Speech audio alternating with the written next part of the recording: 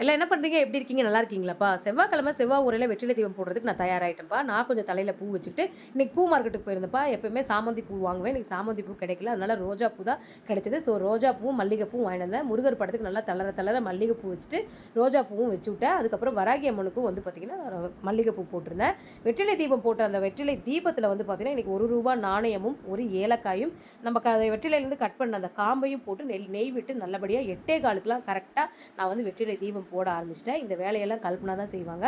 கல்பனாக்கு இன்றைக்கி ரொம்ப உடம்பு சரியில்லை. அவள் வந்து டேப்லெட் போட்டு தூங்கிட்டு இருக்கறனால நான் தான் இன்றைக்கி இந்த வேலையெல்லாம் செஞ்சேன். ரொம்ப மனசார நிம்மதியாக இருந்தது. பிரசாதமாக இன்றைக்கி மாதுளம்பழமும் மஞ்சள் தண்ணியும் கரைச்சி வச்சுருந்தேன். அதே மாதிரி இன்றைக்கி நான் வந்து பார்த்திங்கன்னா பஞ்சகவ்ய விளக்கு ஏற்றிருக்கேன்ப்பா. இந்த ஒரு விளக்கு ஏற்றுறது ஒரு கணபதி ஹோமம் பண்ணுறதுக்கு உண்டான பலனை நம்மளுக்கு கொடுக்கும்.